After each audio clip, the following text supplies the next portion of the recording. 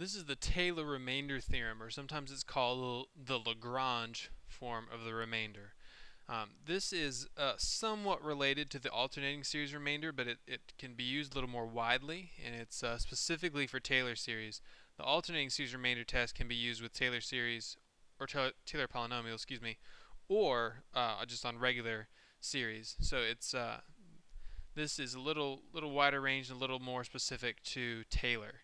Um, so for an n-degree polynomial, the error or the remainder Rn is such that, and you've got this crazy formula. So first let me make sure you understand what I mean by error or Rn.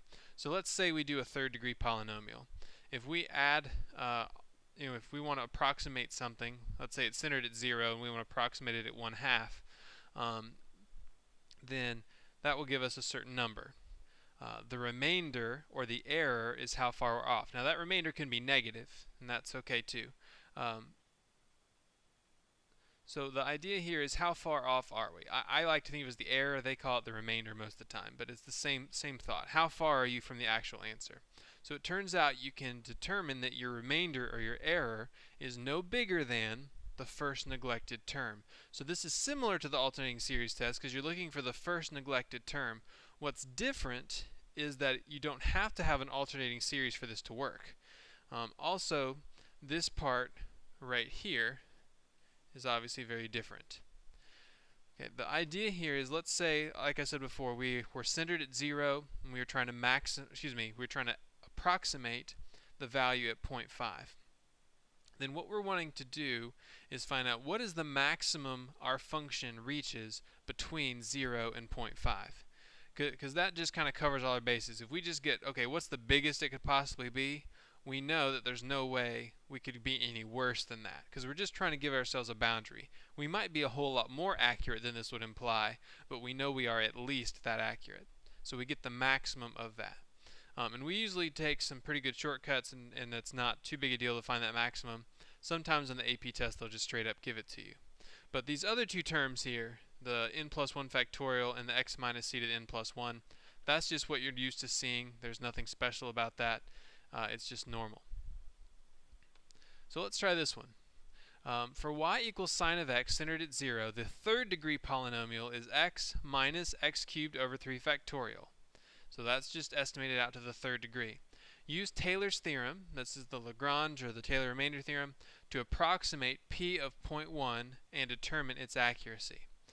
Alright, so we went to the third degree, which means we went out to the third derivative, power of 3 factorial.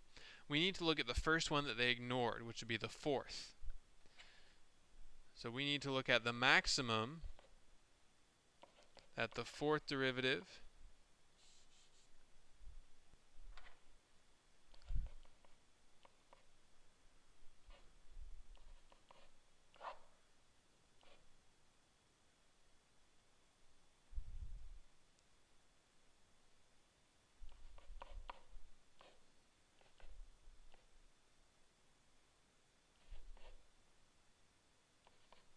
Okay, so sorry if I stopped there. Maximum of the fourth derivative over 4 factorial x minus 0 to the fourth, because it is centered at 0, so I just plugged in 0 for my center. Alright, so the first thing we need to figure out, we're going from 0 to 0.1.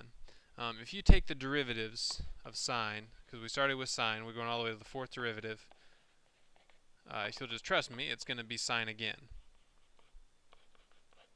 So we're wanting to know, what is the maximum sine could be from 0 to 0.1? Because we're just looking between our center and our approximation. Our center is 0, we're approximating 0.1, so we really just want to know what is our max between those range. Now honestly, you could figure this out in a more detailed way, but what they usually do is they just say, okay, well, sine of x is our function, and sine only goes from -1 to +1. So the biggest sine ever is 1. So instead of even worrying about being more specific than that, they just say, okay, sine is never bigger than 1, so we'll say our maximum is 1. Then we put 4 factorial on the bottom. We have to plug in 0.1 for x. And then we calculate this. So we can plug in 1 over 4 factorial times 0.1 raised to the fourth. And so we get 0.0, we got a really tiny number. 4 times 10 to the negative 6, so let's see. 5 zeros, I believe, so 0.0000416 repeating. So it's pretty amazing that we are that accurate even after just going to the third degree polynomial. So we know our error, or our remainder, the absolute value of our remainder, is less than or equal to this number. And that's what Taylor allows you to do. So you've got to look at the first neglected term, figure out the max, and then calculate. So let's try one more. This says for y equals e to the x centered at 0, the fifth degree Taylor polynomial is, as you see it there, use Taylor's theorem to approximate p of 1 and determine its accuracy. Alright, so first it says approximate p of 1, so we'll actually plug in 1 here. 1 plus 1 plus 1 over 2 factorial, 1 over 3 factorial, 1 over 4 factorial, 1 over 5 factorial. So let's start by adding that all together. 1 plus 1 plus 1/2 plus 1 over 6, whoop, missed a divided sign there, plus 1 over 24 plus 1 over 120. Make sure I plugged all that in correctly. 1/2, 1/6, 1/24. Yes, that looks right. Okay. So we hit enter and we get 2.716 repeating. So that is our approximation. Now the next thing we want to do is figure out what our error is, or what our remainder would be, or what our remainder is smaller than. In other words, how accurate are we? Okay, so to do that we have to look at the first neglected term.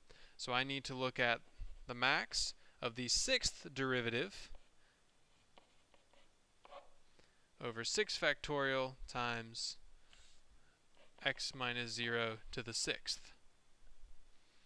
Okay, well once again, with e to the x, its derivatives are all just e to the x. So the sixth derivative of x is e to the x. Alright, now this time our range is between 0 and 1, because we're centered at 0, and the highest we can go is 1. So the maximum, e is always increasing. The graph's like this. So obviously it was always increasing. So between 0 and 1, our maximum would be at 1.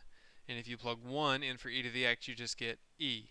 So our maximum for the sixth derivative would be e. And we put that over 6 factorial. And we're approximating 1, so I plug in 1 for x, and I get that. So let's find out what e divided by 6 factorial would be. We get 0.0037. So 0.0037. So that means our error, or our remainder, the absolute value of it, is less than or equal to 0.0037. So we are accurate to within about 3 or 4 thousandths of the answer.